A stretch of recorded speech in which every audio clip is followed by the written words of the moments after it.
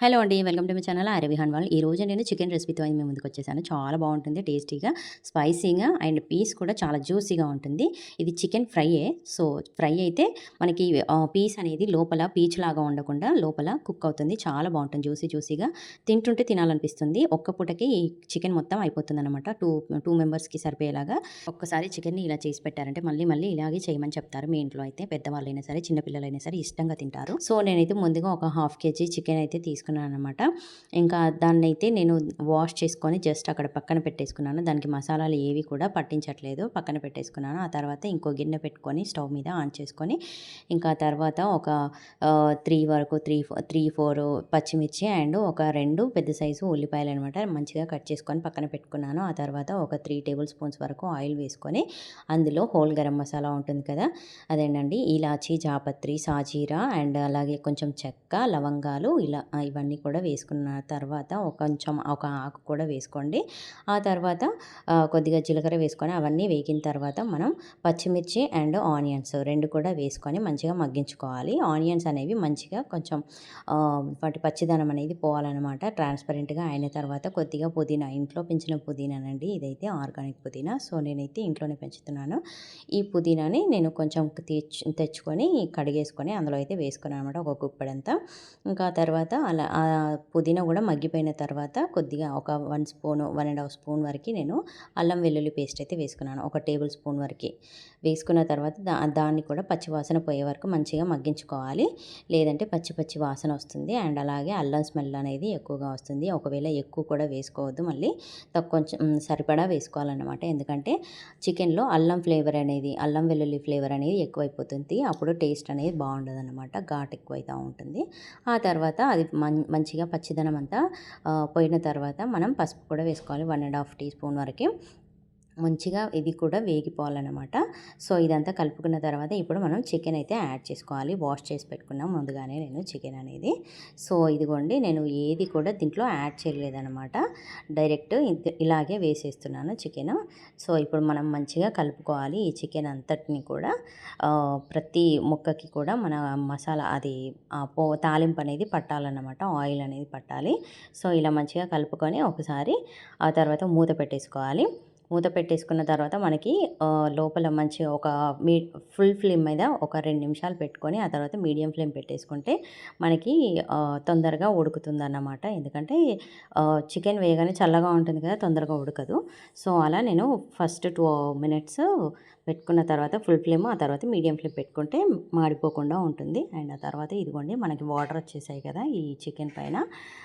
చికెన్‌లో ఇలా వాటర్ వచ్చిన తర్వాత మనకు 5 మినిట్స్ తర్వాత ఓపెన్ చేసి చూస్తే ఇలా వాటర్ వస్తాయి. వాటర్ వచ్చిన తర్వాత మళ్ళీ ఒకసారి కలుపుకొని ఆ తర్వాత మనం ఉప్పు, కారాలు అయితే వేసుకోవాలనమాట. ఉప్పు ఒక 3 టీ స్పూన్స్ వరకు వేసుకున్నాను నేను. అలాగే కారం కూడా ఒక 3 టేబుల్ స్పూన్స్ అయితే వేసుకున్నాననమాట. మళ్ళీ తర్వాత మీరు కావాలనుకుంటే ఒకవేళ తక్కువ పడితే టేస్ట్ చూసుకొని మళ్ళీ వేసుకోవచ్చు మీరు. నాకైతే కరెక్ట్‌గా సరిపోతుంది ఈ స్పైసీ అయితే. సో, నేను మళ్ళీ వేయనన్నమాట. యాడ్ చేయను. మీకు కావాలనుకుంటే వేసుకోవచ్చు. ఆ తర్వాత ఇదిగోండి ఇలా మంచిగా ఈవెన్‌గా కలుపుకున్న తర్వాత ప్రతి ముక్క అందులో కలిసిపోయిన తర్వాత మనమైతే మళ్ళీ మూత పెట్టుకొని ఉప్పు, కారం అనేది మంచిగా వేగేలాగా కాసేపు ఉంచుకోవాలనమాట. ఒక 3 మినిట్స్ వరకు, 5 మినిట్స్ వరకు అలా ఉంచుకున్న తర్వాత మీడియం ఫ్లేమ్‌లోనే ఉంచుకోవాలి. ఎందుకంటే అడుగంటిపోతూ ఉంటుంది. కొంచెం కావాలనుకుంటే మీడియం ఫ్లేమ్ ఎక్కువే వస్తుందని అనుకుంటే లో ఫ్లేమ్‌లోకైనా పెట్టుకోండి స్టవ్ అయితే. ఎందుకంటే మాడిపోతుంది, అడుగంటుతుంది. మధ్యలో కాస్త స్మెల్ అనేది చూసుకొని కాస్త మనం అప్పుడప్పుడు కలబెట్టుకుంటే కూడా బెటర్ అన్నమాట. ఎందుకంటే మాడిపోతే మనకి టేస్ట్ అనేది చేంజ్ అయిపోతూ ఉంటుంది. సో, చూడండి అప్పటికి అడుగంటుతూనే ఉంది. సో, అందువల్ల నేనైతే తీసి కలుపుతున్నాననమాట. అండ్ ఇప్పుడు మనకి చికెన్ అయితే ఉడికిపోయినట్టే. మనకి చికెన్ అనేది ఉడికినట్టుగా మనకి అర్థమైపోతుంది.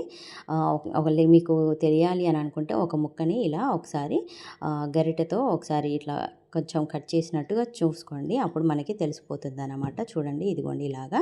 సో, ఆ తర్వాత మనం కుక్ అయిపోయిందని తెలిసిందనుకోండి, మీకు కావాలని అనుకుంటే గ్రేవీ కావాలనుకుంటే వాటర్ పోసేసుకోండి, హాట్ వాటర్. ఒకవేళ గ్రేవీ వద్దని అనుకుంటే ఇదే టైంలో దించేసుకోవచ్చు. ధనియాల పొడి అండ్ గరం మసాలా వేసేసుకొని, కొత్తిమీర వేసేసుకొని మనం దించేసుకోవచ్చు. ఈ విధంగా ఉండాలి చిక్కగా అని అనుకుంటే. లేదు అని అనుకుంటే వాటర్ పోసుకొని ఇంకొద్దిసేపు ఉడికించుకోవచ్చు అన్నమాట.